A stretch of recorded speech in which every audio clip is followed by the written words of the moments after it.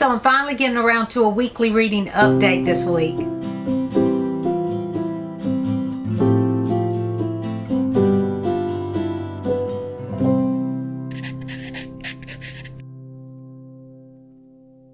Hey there, it's Mitzi. Welcome to my channel. Today I wanted to give you an update on what I've been reading, I think over the past week and a half, because I didn't film last week when I had planned to. I had something going on and couldn't film, which I knew that. I should have said something about it, I guess, on here, but I had some other things going on. But I have been reading some great books for both March Mystery Madness as well as Middle Grade March. So I'm going to start with my Middle Grade March books, and these are in no particular order. I'm not sure how I read them. The first one is one that I was going to read anyway because I'm reading through this series, and that is A Series of Unfortunate Events by Lemony Snicket. This is number 12 in the series. There are 13 in the series. As I am filming this, I have one more chapter of the 13th book in this series, so I'm almost finished. I've really enjoyed this series. This is about the Baudelaire orphans, and there is a villain, Count Olaf, and his henchmen. I have really enjoyed the characters, especially the Baudelaire children, as well as Count Olaf and all of his schemes. I really enjoyed this series, and it's been a lot of fun. And again, I have one more in this series to read, and one more chapter of that book, so I'll talk about that later on. But you do need to read those in order, so I really can't say too much about that. The next book that I read for Middle Grade March is a series that I wanted to read for Serious About Series Challenge this year. This was a series that I hope to finish. I read The Giver by Lois Lowry last year and really loved it. So I thought that I would read the entire series this year. I received a beautiful set of these books for Christmas. And so the next one I read The Giver, and then I read Gathering Blue, and the next one is Messenger. And these are all separate stories. I did not realize it till I started. But let me tell you something. When I pulled out this book out of my box set, I found this map.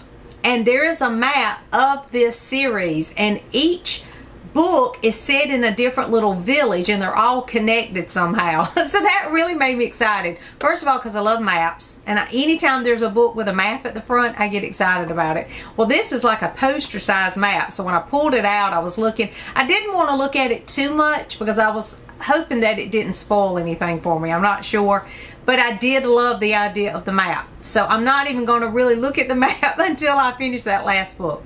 Anyway, I read Messenger, and in this one, again, it's a totally different story than The Giver and Gathering Blue. But I will say that as I was reading this one, there was a connection. There's a thread that I have already discovered that connects this book to both The Giver and Gathering Blue. So I'm really excited about that. I do think you need to read these in order. Now, again, they're not the same story continuously through it, but I think it makes it more interesting because when I first read the second one in the series, I was like, oh, this is just totally different. But by the end, I was like, okay, they connected. And now that I've read this one, I see even more of a connection. It just makes it an interesting read when you do that. But I am enjoying this series by Lois Lowry. This is a dystopian. So I had planned on reading this for the dystopian sci-fi prompt, which I've read several books now to fulfill that prompt for Middle Grade March. But I really enjoy this, and I am discovering that I do love a dystopian. Now, in this one, there is a super interesting element with, again, it's dystopian, so, you know, you have to remember that going into it. It's not very long. But in this one, there is this interesting concept about this trader's market, this trading market that they go to. And that was super mysterious and pulled you through the story. So this, I don't want to say too much about it, but there is this market, this secretive kind of market that nobody really talks about, but they go to. And it really affects this community. I'll just say that. And I found that to be a fascinating part of this dystopian society. So I enjoyed Messenger, and I only have one left, which I think is called Sun. And I have that one left. It's a little bit longer than these others. That was a quick read. I think that took me a day or two to read. But the other one I think will take a little bit longer, but I'm excited to get to that one. And once I finish, I will be completed that series. And then I read the group read, which is a Rover story. Again, this fits for sci-fi, and it's by Jasmine Warga. I loved this. This was adorable. And it's, what I liked about it is it personifies the rover who goes on this mission, this space mission.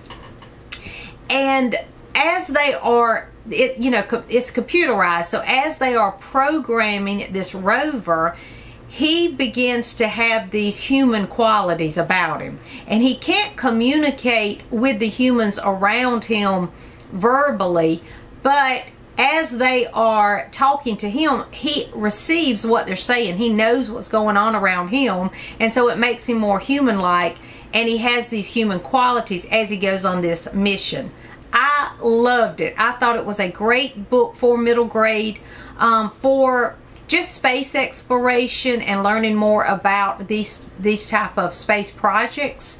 I found it to be a great way to lead into that, even though, of course, he's personified, and that's not true, but it makes it more interesting with sparking an interest in space exploration. So I loved it. I found this to be a great read, and I highly recommend it. If you're looking for something for sci-fi or dystopian, that prompt, we still have a few days left. If you want to squeeze this one in, it would be great. And it's the group read, so I hope that you were able to read that one this month. And if not, see if your library has it, because it was great. I read another one last year, I think, for Middle Grade March by Jasmine Warga. I can't remember the name of it, but it was really a good one too. So I'm interested in more by this author, because I really did enjoy that one. And then finally, for Middle Grade March, I'll talk about the mysteries in just a minute. I read The Last Map Maker by Christina Soontornvet. I'm not sure if I'm pronouncing that correctly. I loved this one too. This was a page turner. This was published within the last year, so it fulfills that prompt for Middle Grade March. And if you haven't read it, I highly recommend it. I checked this out from my library. This one is more of a fantasy, because there are a few little magical elements in this. There's some dragons and things in this one. I loved it though. I thought that the premise was interesting. It's about a young girl who is being raised by her father, who is a con man. She wants to escape this life, and so she ends up working for this map maker, and she's very good at forgery, I guess because of her father, but she's very good at forging like handwritings and signatures and things like that. So she is well qualified to be the assistant for this map maker, because she can copy his work perfectly. I mean, it looks like he, created it. So she goes on this quest to this new place to make the map to get to this this land that everyone has thought was just a legend, but some people of course thought that it was a real place, and then other people of course said no, that's just a fantasy. So they go on this quest to this new place, and they take the map maker, who is an older gentleman, with them, and she goes because she's younger and has better eyes, and she's a younger person that could help him with the maps. And it goes on from there. I loved this story for several reasons. First of all, it's a real page turner. From the beginning, you want to know what's going on. You care about this character. I think her name's Sai. But you care about Sai and what's going on in her life, and you want to know how the adventure goes, because it is set on a ship, on a journey, on the high seas. So I think it would be a great summer read for that. But I loved that part of it, the adventure of that. So if you like that kind of story. So it was a real page turner for that reason. But also because of the way the author handled this young girl's, just her way of dealing with her past and her future. And how I really especially liked how she didn't have a victim mentality. She had a father who wasn't the best father. He didn't make the best choices, and she's struggling with how to deal with that and what that means about herself and her own identity. But she doesn't make it, well, I'm going to blame everything on this, you know, bad upbringing and, you know, not make good choices because of it. No, she instead says, okay, you know, this is what I've been dealt, and I'm going to make the best of it and have a better future for that reason. And so I like that about it, that she, you know, took who she was and made better decisions based on what she knew. And also the ending, how she deals with this relationship with her father, I found to be great too, because it's more about not blaming, but trying to understand where someone's coming from and forgiveness and those kind of things. So I really enjoyed the message behind that, the hope and encouragement. She was a strong character, and I love that about it too. And again, it was a page turner, so I enjoyed that one.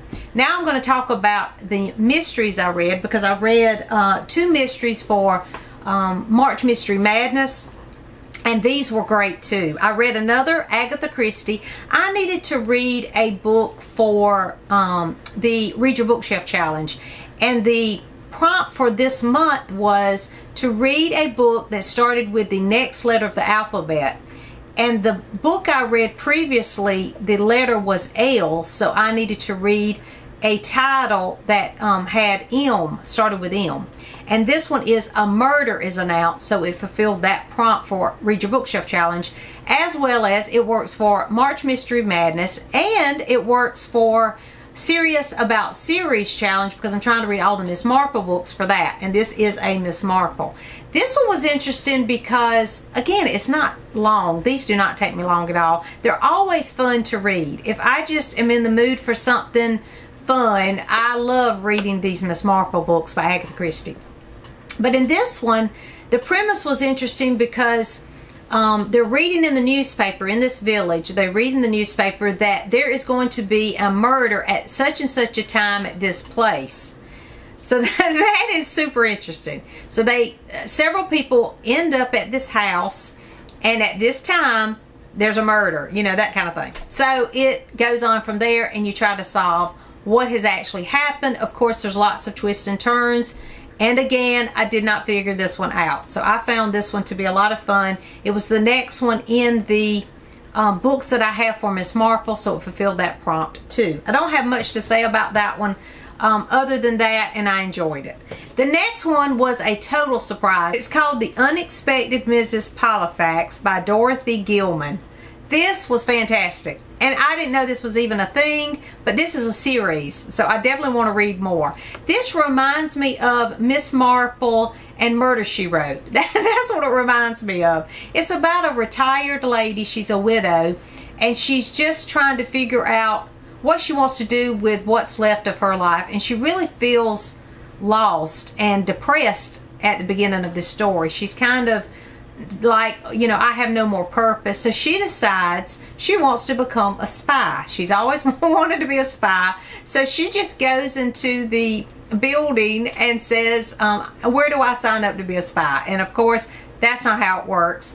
But because she is in the building at the right time, she ends up being mistaken for someone else, and she gets this job as a spy. She goes on this sort of a vacation. All she's to do is to go on this vacation, spend 2 weeks like you normally would, you know, as a person, just as a tourist. And then on a certain day, she was to go to this bookshop and say certain things. So that's how the story starts. Of course, things get a little jumbled because Miss Polifax, she has this wonderful extroverted personality, kind of like Miss Marple is, that kind of personality. So when she goes to the bookshop, she goes to the bookshop early is what happens, and she sort of befriends the guy there and builds a little bit of a relationship with this person, so that when she goes back, things aren't exactly the way that it was the first time she goes to the bookshop. So she does have a little bit of, okay, something's not right here. And she would not have known that if it wouldn't have been for her personality and how she wants to get to know the people in the area. So she's a little bit of, her personality kind of gets her into a little bit of trouble, but it also saves her in many of the situations along the way. I loved her attitude. I loved her courage and just her no-nonsense kind of way of life. And so this was such a surprise. It was an absolute delight. 5 stars. I loved every minute of it, and I do want to pick up more. I think they've made a movie adaptation of this, so I want to watch that too. So I'm looking forward to more in the Miss Polyfax series. And then finally, I also participated in this you create your own readathon. There is this weekend challenge. Sarah over at A Bookish Knitter, she does these periodically where you just choose what you want that book to be to read for the readathon. And she gives us prompts, but of course we don't have to follow the prompt because it's your readathon. You choose what to do. So her prompt for this particular one was to read a book with green on the cover. And I had several because it was St. Patrick's Day weekend. I had several that I had to choose from, so I asked you to choose the book to read for this readathon, for Sarah's readathon over at A Bookish Knitter. And you chose James Herriot's All Things Bright and Beautiful. Well, this book is longer. It's almost 500 pages. So of course I couldn't read it over the few days that I had because that happened to be a super busy weekend. But I did start it that weekend and I finished it in, you know, a couple of days later. Of course, this was wonderful, so thank you for voting for this one. It was fantastic, and it was a perfect read for that weekend as well as the next few days. Anything with James Herriot's great. I read All Creatures Great and Small, and I want to read this whole series. This is the second in the series, and it's just like the first one if you've read All Creatures Great and Small. It is based on this vet, James Herriot's life as a vet in this country village and all the people he meets and all the animals he works with. Now this one did have more, I don't want to say it's graphic with the surgeries and things because there are some, I mean the first scene in All Creatures Great and Small is that kind of scene where he's working on, I think it's a cow in that one. But you know, if you're squeamish about those things, you might not want to read them. I don't have a problem with reading them. They're not too detailed, but he is a vet, so that's what he does every day, you know. So anyway, seemed like there was more in this one of that. I'm not sure. I can't remember. You know, I don't remember as many of those scenes in the first one, but it still was wonderful to read. There were some really funny things. I think I laughed even more in this one than I did the first one. For one reason, I know these characters more, so they're just even funnier. You know, the more you get to know them, the funnier they become because you get their humor. And so to me, it was even funnier going through the day with James and the others in this book and his life. I just wanted to say that yes, I did read this one. This was the book that was voted on for me to read, and I did get it read, and I highly enjoyed this. Again, 5-star read. It was wonderful, and I do want to pick up the next one. I have a couple of James Herriot's books already that I've picked up at, you know, bookstores and estate sales, so I do plan on reading that entire series. So let me know if you've read any of these books that I've talked about for Middle Grade March, for March Mystery Madness, or this one that I just kind of plugged in because Sarah was having the readathon that weekend. And I am so glad that I squeezed this in because I really did enjoy that one too. Let me know if you've read any of these and if you are participating in any of these readathons. If you've discovered a new favorite book, let me know that too. Thanks for watching, and I'll see you soon.